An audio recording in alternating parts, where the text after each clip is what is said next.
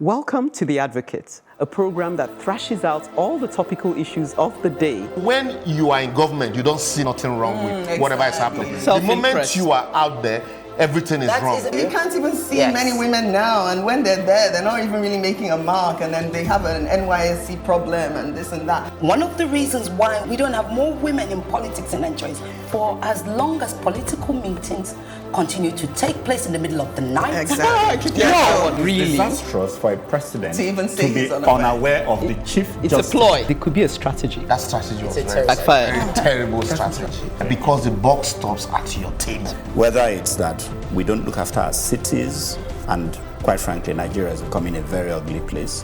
When you are the only one feeding the people with this news, and there is nobody countering them, it becomes, the news.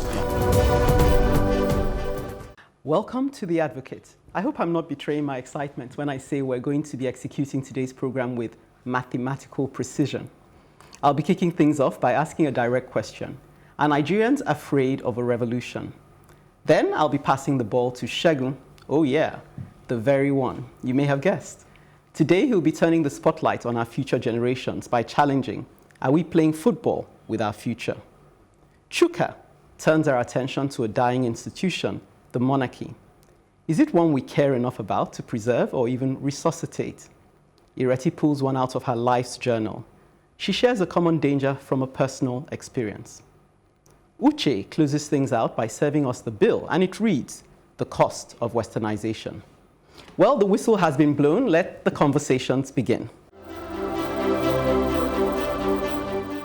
Till we identify our fears, we're in danger of being manipulated by them. We've spent the last 3 weeks discussing and dissecting the meaning and import of using the R word in a climate such as ours, and we're far from exhausting our appetite for this particular controversy. Some would even have us believe that the R word, revolution is akin to striking a match in a fuel-drenched terrain. I'll tell you what I think. We've morphed into a fearful people, afraid to believe anything enough to stand or even protest for it.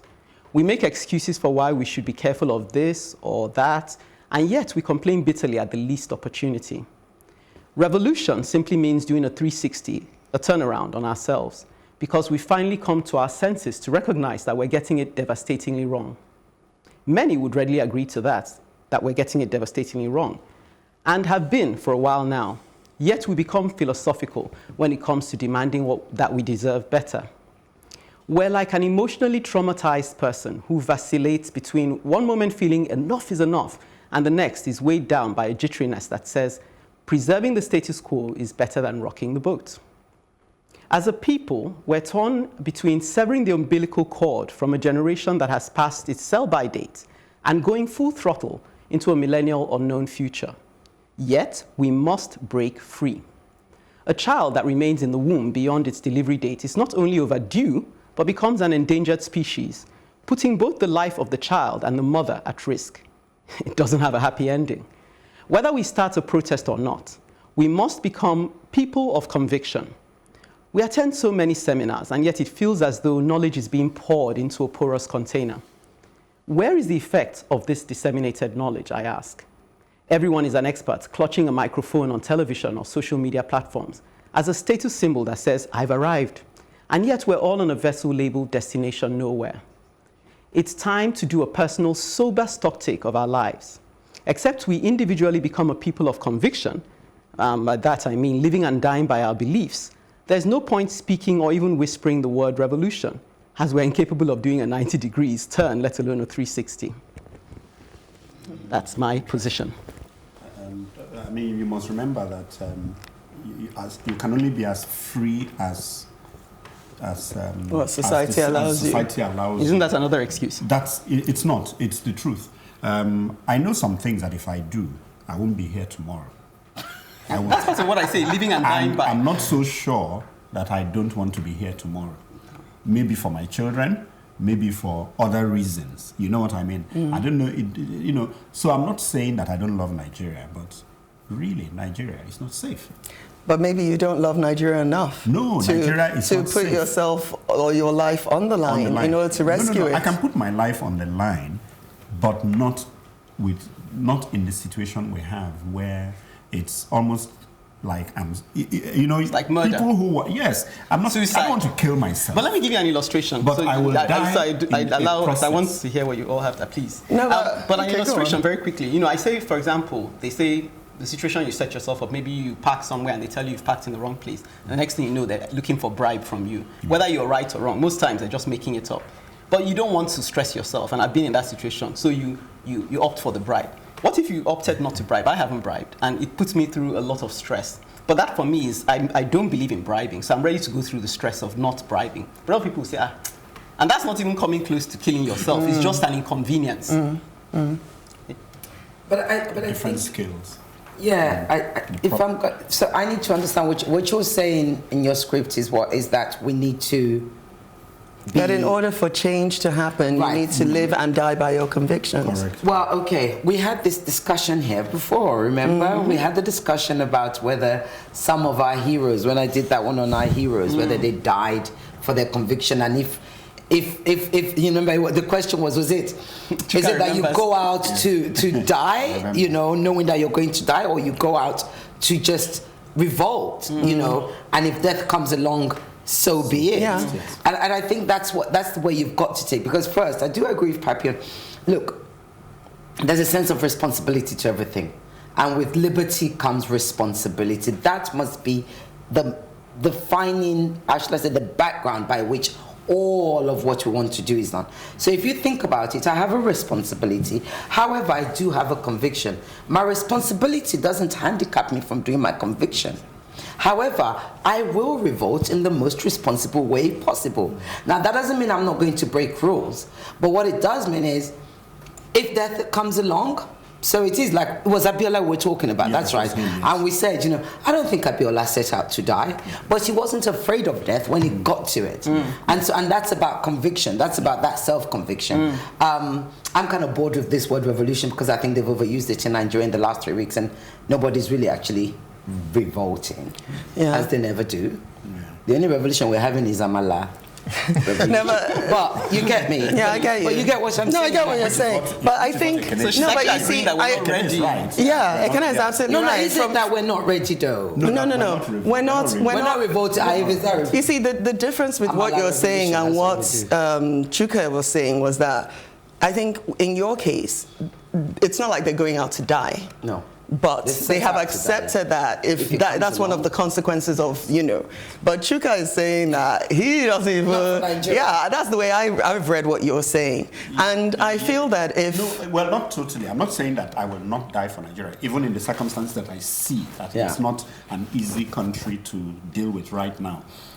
All I was saying is I will still measure my... Exactly. And so if you're wanting to die... Yes. But put it this way, there are times that you are actually...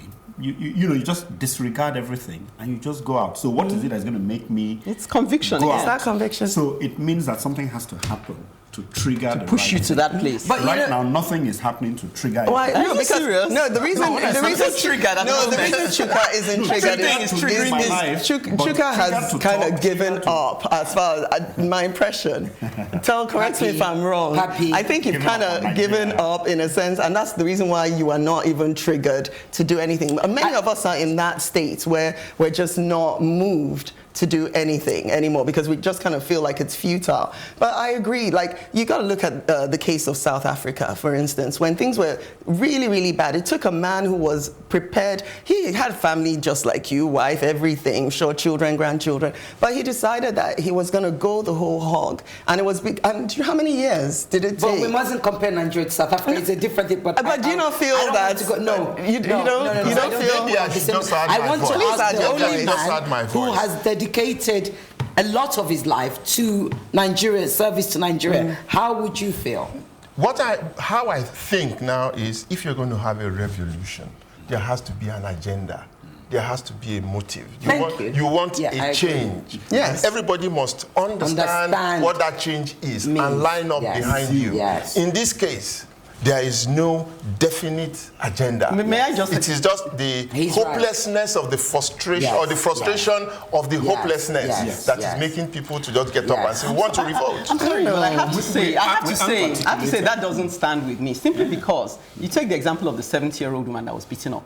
She just, I don't know if you've read that. There's a 70-year-old woman who is selling akara, or what she was selling. She comes by, she sees the protesters. She says, what are you protesting about? She hears them. She says, yes, those things affect me. She puts her akara and joins them. They beat her up. She says, they ask her, do you know the Shore for whom you were getting? She goes, I don't know who he is, but if they do a protest again, I will join again. We all know why we are frustrated. I'm triggered. I don't need all this agenda, because when I look at countries, look at China and Hong Kong, Hong Kong rather, when you look at places where revolutions ignite, they're not really looking for this organization. Kind of break just to me, it's a delayed but you withdraw up the only national hero we have on this panel. No, I'm a Nigerian. I must speak for myself. If you're looking at the issues, what issue do you want to now point out? While we're busy having meetings and committees, honestly, things are getting worse. I have to. I agree with Ekene, to be honest. Continue having committees. And I think if we're being wimpy or being cowards, let's just admit. No, I think to a degree Tell yourself the truth. I believe that, yes, I agree with Shagun that it's really about articulating before moving. Okay, look at Hong Kong. Okay. Hong Kong is going to, that's just a waste. I don't agree. You don't have to No, but they know what everybody they started with. Everybody knows where their shoes pinches. They don't really need me to. I'm just hijacking that movement and also trying to get my own revolution across. I just think it's longer than you, and we can't keep using this. No, allow me to even support. Please, go ahead. I have to support. And I'm sorry, yes, I'm fanzing right now, my national hero. At least you said so. At least you said so. That's I'm it's embarrassing, I'm fanzing. Yes, fams. And those of you who don't know, this is one of our greatest footballers.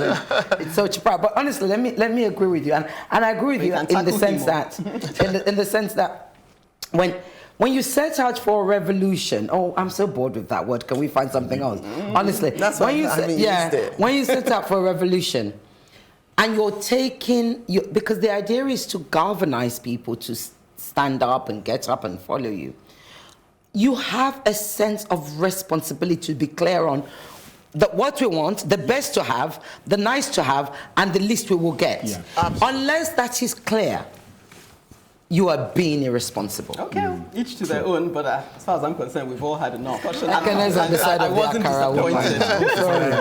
I'm on the side, I'm on your side, Jerry. I know you'll be on the side of Akara. Yes, I agree with her. But if you see the interview, you love that woman to death. I just like the way she communicated. They beat her up. She couldn't even go back the next day. She was sore, but she said the next protest she's going to. I will be there. So who is the show? I don't even know who he is. Okay. I was so looking forward to a full-on discussion, and I wasn't disappointed. Shagun Odebwami, that is, takes things to the next level as he turns our minds to the future after the break.